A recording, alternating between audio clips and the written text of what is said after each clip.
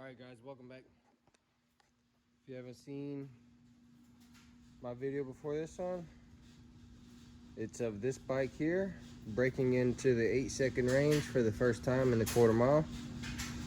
This is a Hayabusa Gen 2.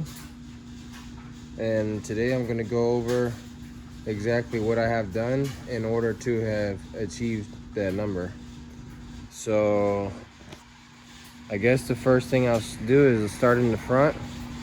I'm gonna go over everything, all the little things, all the big things, everything. So first and foremost, my mirror block offs, those do help with aerodynamics, you know, a little bit of weight savings.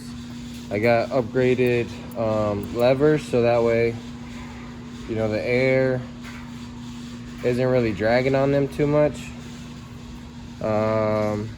We have the Brox triple lowering right here with the Brox strap.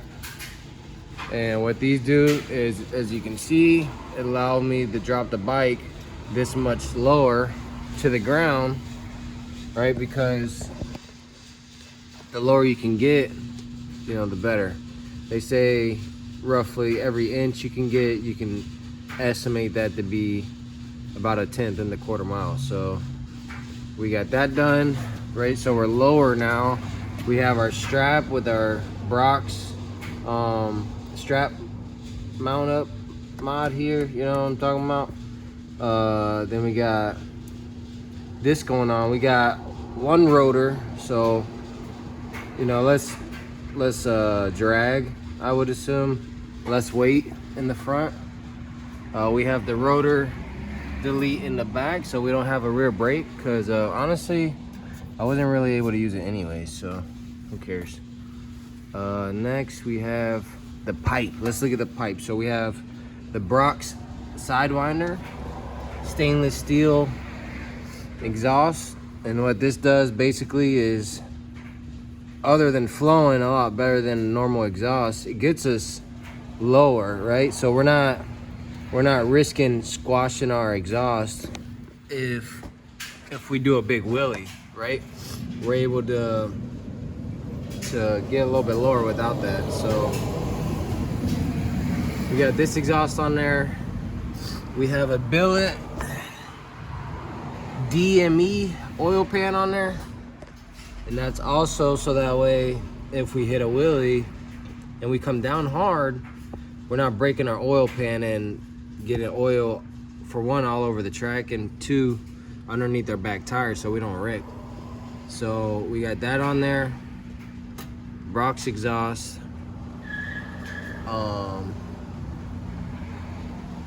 We still have the radiator, the fans, and all that, the full cooling system. We don't have the side fairings on right now, and that's because mainly I didn't want to cut it for this exhaust.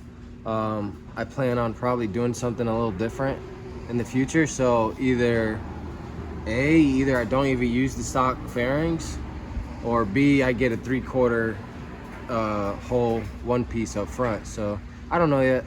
I'm gonna leave it off for now. I really don't mind how it looks, because it's an 8-second bike anyways, so who cares. So next, I guess we can look at these rear sets. We looked at them already, but these are DME rear sets. They are billet aluminum, and I love this piece. It looks great. I think they're awesome. DME makes the best parts out there for like custom pieces on your bike. They do all kinds of custom work up there. We don't have none of that stuff yet. Back here we have a rear shock, rear Gen 2 shock. That's all stock. Honestly, didn't even adjust the damn thing. So wherever it's at, it's at. I didn't really have to mess with it too much because I hooked and I didn't do any wheelies, so it was fine. Down here we have the Brox lowering links, and like I said, this is all starting to make sense, right? We're trying to get the bike lower in order to make a better pass, right? The lower we get, easier it is to get off the line, so we're not popping wheelies, losing time, yada yada. We have our custom seat. This is from Johnny Bomber. I'm not sure if he still sells these. He probably does. I love that seat. That's pretty much as low as you're gonna get, you know, for a stock seat rail. So that got me pretty low. I do like that seat. I would recommend it. It's all aluminum, very lightweight, and very affordable. Next we have our Brox kickstand. So that way, you know, with our bike being lower, we're not risking our bike flipping over so easily. Our rear set's DME, our shifter is DME. This is our air shifter, and this is a RSR, Ryan Snitz Racing. He makes this air shifter. It's billet aluminum, and this is a badass air shifter. This thing here has not failed me, not once. I've never gone down the track and this be actually at fault. It's always been user error, my fault. Like hitting the button too many times because I can't handle the horsepower, you know what I'm saying? So really good air shifter. I wanted to upgrade to a steel braided line before this 8-second pass, but I ran out of time. I just threw it together because I wanted to go racing. So we skipped that. We just got a normal airline on there. This is a DME part. This is DME. That's a to hold our air shifter. Pretty standard stuff up here. What else did we do? Okay, so I'll go to the front, and as you can see here, I did all the little things, right? So I did all the stuff that was I thought was a restriction. So what I did was, normally these have normally the Gen 2s have that mesh in there. So what I did was I just cut it all out, so that way the air flows more freely inside. And then also, what I'm not really gonna pull up, but I'll tell you, is inside of those ducts, inside of its air box, I actually don't have a filter. I don't have anything in there, right? So it goes straight through the ducts, wide open, no filter, straight into the intake. And the purpose behind that is less resistance in the airflow, because for one, it's a track bike. I don't never drive this thing on the street, and I'm trying to go as fast as I can. So every little thing helped, and at that point, you know, I'm trying to get an 8.8 on a stock motor. This is a stock motor, and so yeah, that's what I did, and that helped a ton, obviously. So no nothing blocking the airflow. I got in here, I didn't even change the fucking spark plugs on this thing. I'll be honest with you, I did not change the plugs on this. As soon as I got the bike, I'd never even changed the plugs. So I'm running whatever plugs they had in it is what is in it still. So I ran the 8 on old plugs, pump gas 93. I had about a half tank. Let's see what it's at now, because I've been running it like just under a half tank. That's where I ran it at to get that number. So I guess I'll take you under here.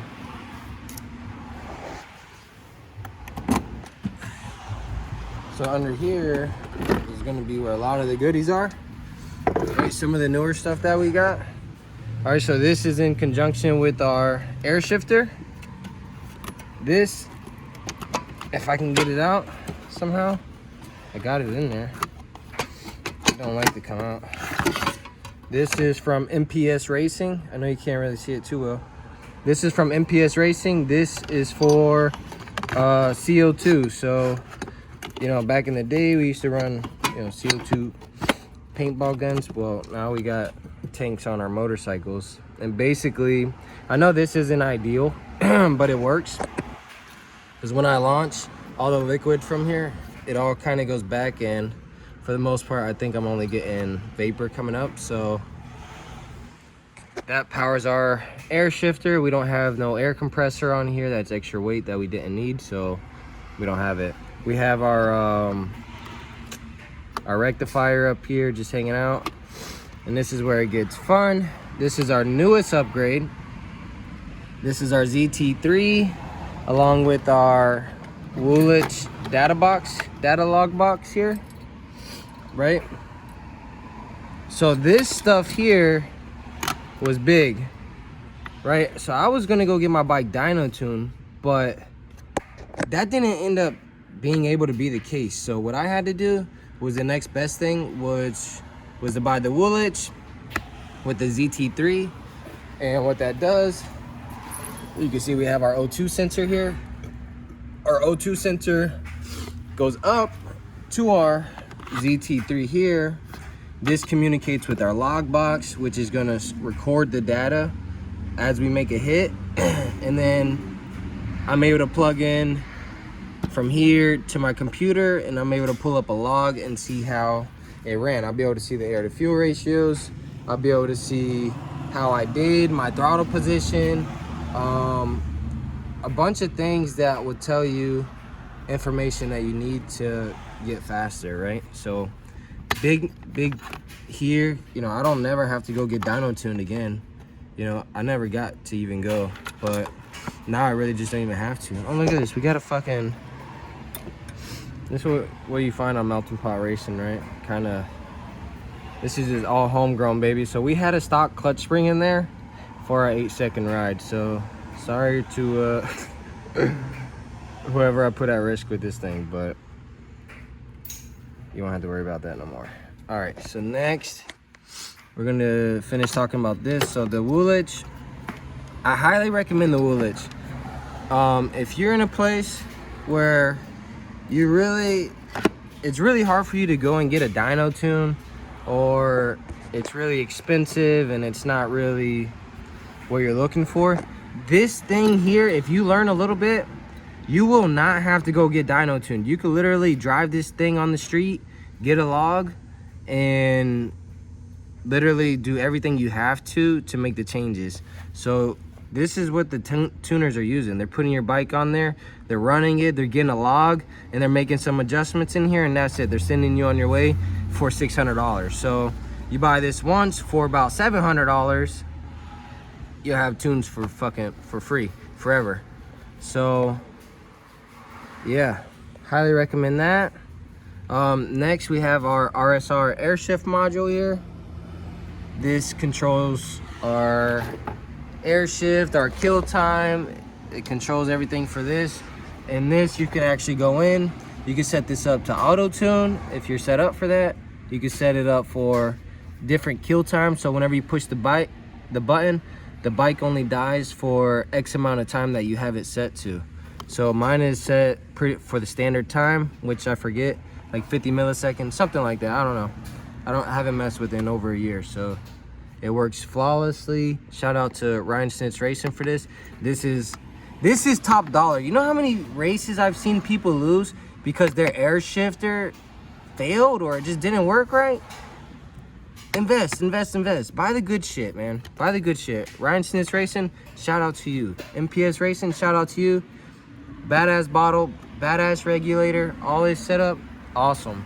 This shifter, I would not trade it for the world. I love this thing. This thing is awesome.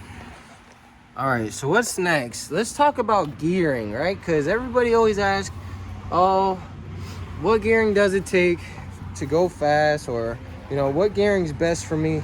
Look, I'm gonna tell you right now, when I had my Gen 1, I was on a battle, right? I was trying to, you know, I first got the bike, you know, you're trying to go your first 9. Eventually you crack into the 9s, you know, you're reading this form, you're reading that form, right? You finally get into the 9s. You get a pipe, you get this, you get the Brox clutch mod that we have in here, right? So we actually converted the Gen 2 clutch to a Gen 1. So I took the spring studs, I took the back torque limiter, I took all the clutch pads, all the little disc in the back for however Suzuki has it set up. I took all that out and I put a Brox clutch mod, a cushion kit with a Gen 1 clutch, right? 99 to 01 or something like that. I put that clutch pack in there, exactly how Brox has it to be installed with the solid aluminum back torque eliminator. I have all that from Brox, and that is huge. That is a big key to it. That's a big key to all this success. Even though all this is kind of a package deal, this is big for sure. So definitely get that.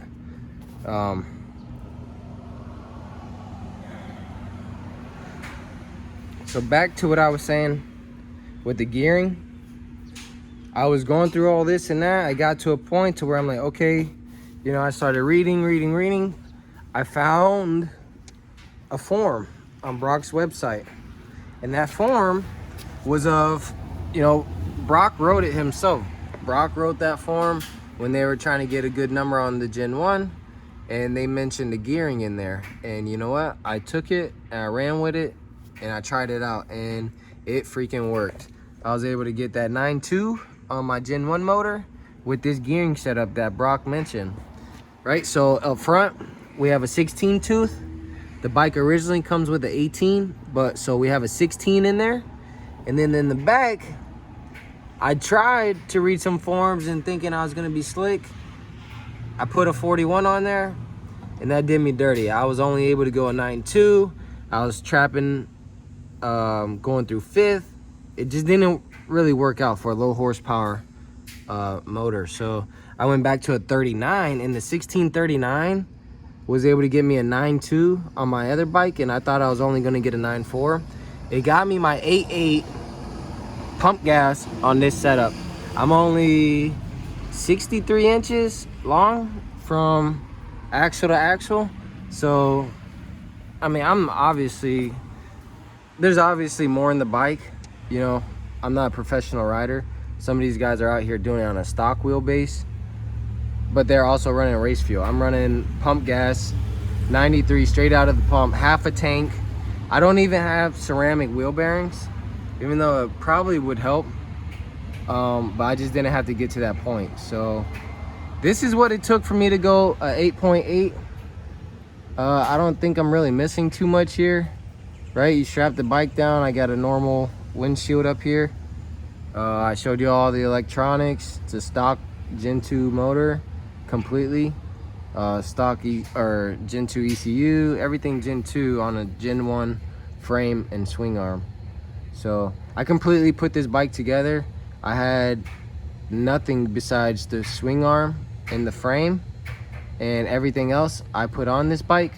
So to run the number that I did on the second time out, tuning it myself, building it myself, I'm pretty happy with it. You know, I wouldn't trade it for anything. I'm happy with how it turned out.